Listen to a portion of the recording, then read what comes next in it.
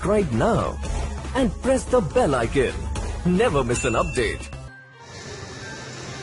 आज हमने बात की डॉक्टर कफील खान के दोस्त शादान सिद्दीकी से, जो मुंबई के मलाड में रहते हैं। शादान सिद्दीकी ने डॉक्टर कफील के बारे में खुलकर बताया और डॉक्टर कफील की जल्द रिहाई की उम्मीद जताई। देखिए काशिफ जैदी की रिपोर्ट। सर्जिट की टीम आई है माड़ा में और हमारे साथ मौजूद हैं शादान सिद्दीकी, और आइए उनसे बात करते हैं। डॉक्टर कफील खान जब भी आते हैं तो आपसे मुलाकात होती है अक्सर। इस वक्त वो जेल में हैं, तो आप लोग क्या कर रहे हैं उनके लिए? जेल में हैं उस वक्त मालूम पड़ा ये बात कि मुंबई से उनको अरेस्ट किया गया था, और उनको जो स्पीच के लिए अरेस्ट किया गया था वो उन्होंने एएमयू में दी थी दिसंबर में। तो वो स्पीच भी हमने यूट्यूब पे जो है अवेलेबल है वो सुनी, तो कुछ भी ऐसा नहीं लगा उसके अंदर कि जिसकी वजह से उनके ऊपर जो है एनएसए लगाई गई है। तो एनडीटीवी वगैरह की भी जो रिपोर्ट देखी है या सोशल मीडिया पे जो भी उनके बारे में मालूम पड़ा, तो उससे यही मालूम पड़ता है कि उनको कहीं ना कहीं टारगेट किया जा रहा है। वो चाहे उनके नाम के बुनियाद पर किया जा रहा है। सीए एनआरसी में खासतौर पर जो फांसीवाद जो लोग हैं असल में, जो कम्युनल लोग हैं असल में, उन लोगों ने खासतौर पर उनको टारगेट किया गया है।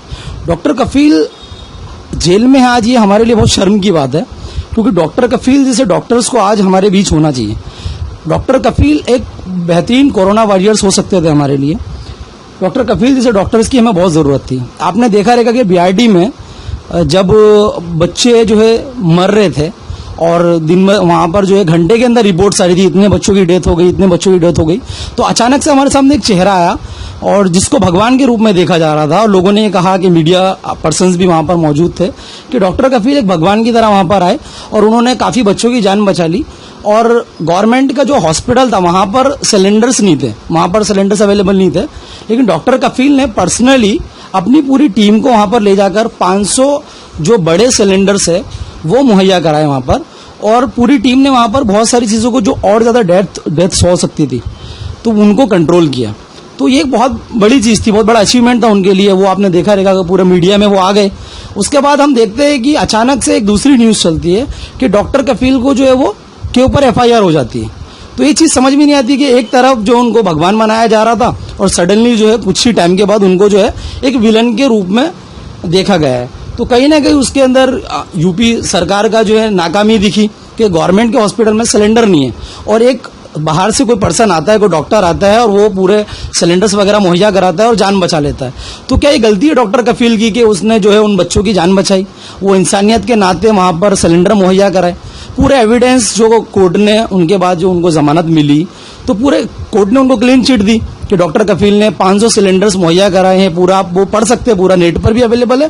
खुद डॉक्टर कफील ने एनडीटीवी को भी जो इंटरव्यू दिया, उसके अंदर पूरी उन्होंने वो दिखाया। दवायर को भी इंटरव्यू दिया। उसके बाद उनका मुंबई भी आना हुआ। तो मुंबई में एक प्रोग्राम ऑर्गेनाइज किए थे अपना सेसा पे, कुर्ला की जो ऑफिस है, तो वहां पर जो उनका प्रोग्राम था उसमें उन्होंने क्लियर किया कि मुझे खासतौर पर टारगेट किया जा रहा है, चाहे वो मेरी नाम की बुनियाद पर किया जा रहा है। और आप ये देखिए कि सीएएनआरसी में जो एएमयू में उन्होंने स्पीच दी है, खासतौर पर आप पूरी स्पीच देखिए। आप 33 मिनट की वो स्पीच है, यूट्यूब पर अवेलेबल है। उसमें उन्होंने कोई ऐसा जुमला नहीं कहा जो हमारे संविधान के खिलाफ है, जो हमारे देश के खिलाफ है, जो हिंदू मुस्लिम को जो है बांटने की बात करता है। अगर इस तरह का कोई जुमला इस्तेमाल किया है तो बेशक उनके ऊपर एफआईआर होनी चाहिए, उनको जेल में होना चाहिए। ये हमारे लिए वो शर्म की बात है कि कहीं ना कहीं आप देखिए, आप दिल्ली के अंदर कपिल मिश्रा, जिनकी वजह से आप क्लियरली सबको एकदम ओपनली दिखता है कि उनकी वजह से इतना बड़ा दंगा हो गया कि पूरा दिल्ली हिल गया, पूरा दिल्ली हिल गया। जो दिल्ली में जहां के दंगे नहीं होते थे हिंदू मुसलमानों के, इतने बड़े दंगे हो गए वहां पर। लेकिन कपिल मिश्रा के खिलाफ किसी के पास कोई एविडेंस नहीं है। कहते कि उनको क्लीन चिट मिल गई और एक एफआईआर तक कपिल मिश्रा के ऊपर नहीं हुई है। आप ठाकुर को देखिए, वो बोलते देश को, गद्दारों को गोली मारो सालों को। किनको गोली मारने की बात की जा रही है? अपने देशवासियों को गोली मारने की बात की जा रही है। वहां पर कौन लोग है? वहां पर सिर्फ मुस्लिम कम्युनिटी के लोग नहीं है। आप ये देखिए कि फांसीवादी पार्टी जब से सत्ता में आई है, सेंटर गवर्नमेंट में जब से ये लोग बैठे हैं, ये कहीं ना कहीं सिखों को टारगेट कर रहे हैं, दलितों को टारगेट कर रहे हैं, मुसलमानों को टारगेट कर रहे हैं। एक एक करके ये लोग सबको टारगेट कर रहे हैं। रोहित वेमुला का आप इशू देखिए, रोहित वेमुला ने सुसाइड की, उसको इतना प्रेशराइज किया गया। नजीब अहमद जेएनयू से गायब हो गया, उसके बाद उसकी एक न्यूज स्टडी। तो ये लोग एक के बाद एक एजेंडा लेकर आ रहे। इंसानियत की बात करते हैं तो हमारे इतनी शर्म की बात है कि सफूरा जरगार जैसी लेडी जिसने कोई क्राइम नहीं किया है, कोई ऐसा क्राइम नहीं किया कि उसके पास से हथियार मिल गए या कोई उसने ब्लास्ट करवा दिया। एक सीएएनआरसी में बहुत एक्टिव थी वो, उनको जो है वो प्रेग्नेंट थी और उनको जो है जेल के अंदर महीनों महीनों उनकी सुनवाई नहीं हो रही। ऐसी क्या उन्होंने जो है ऐसा क्या स्टेटमेंट दिया है जिसकी वजह से बेल भी नहीं मिल रही।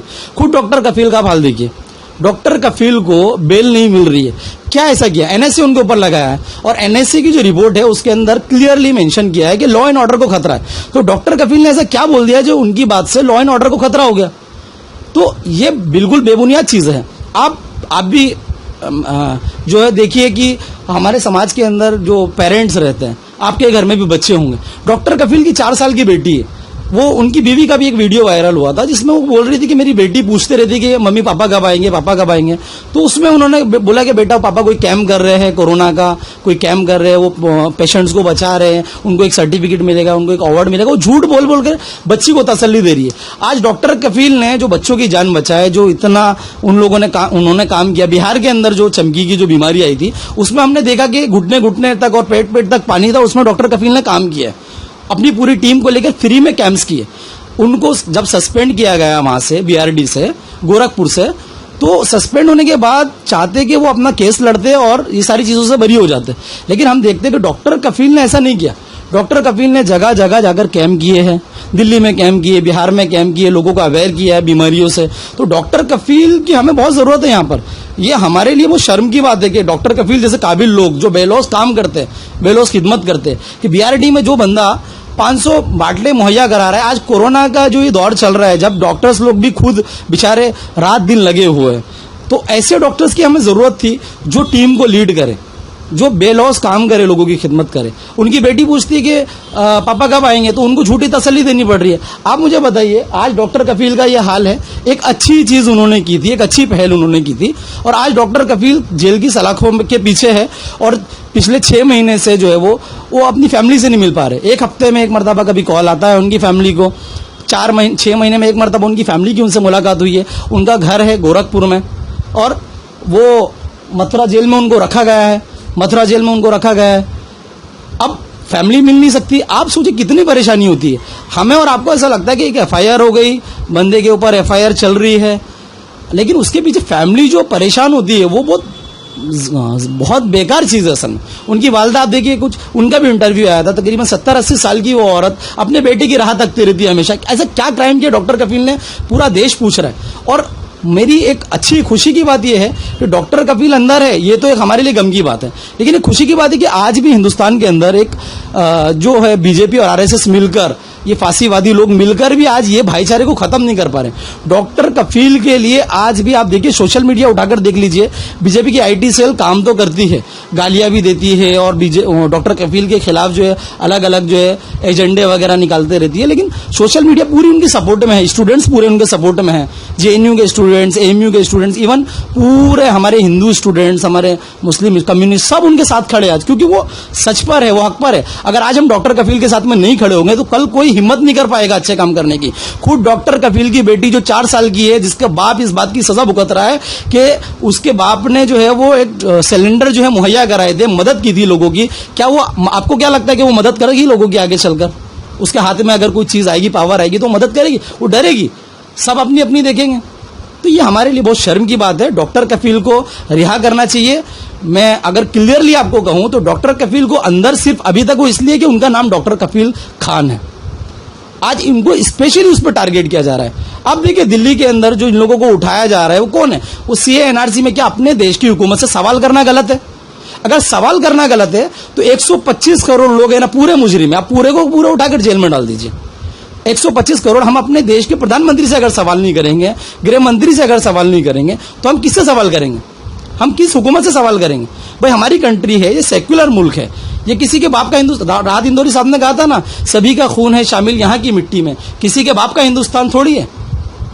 तो ये जो चीजें हैं ये बिल्कुल बेबुनियाद है। उनके ऊपर जो लगाए गए हैं, चार्जेस लगाए गए हैं, कुछ उन्होंने कुछ इस तरह की चीजें की नहीं है, उनको बेल मिलना चाहिए। मैं हमारी कोर्ट से ये रिक्वेस्ट है, लोगों से रिक्वेस्ट है कि जिस तरीके से आपने डॉक्टर कफील का साथ दिया है, आगे भी आप साथ देते रहिए। और कोर्ट से हमारी रिक्वेस्ट है, हमें कोर्ट पे भरोसा भी है कि डॉक्टर कफील को जल्द से जल्द रिहा किया जाए, क्योंकि वो डॉक्टर कफील अगर बाहर आएंगे, डॉक्टर कफील खान जैसे डॉक्टर्स की हमारे को जरूरत है। ऐसे डॉक्टर्स जो वाकई फील्ड पर एक वॉरियर्स की तरह काम करते हैं। हमारे साथ थे शहजान सिद्दीकी सर और उन्होंने कहा है कि डॉक्टर कफील को रिहा करा जाए। मैं काशिफ जैदी, कैमरामैन साहिल जैदी के साथ, देखते रहिए न्यूज़ 13।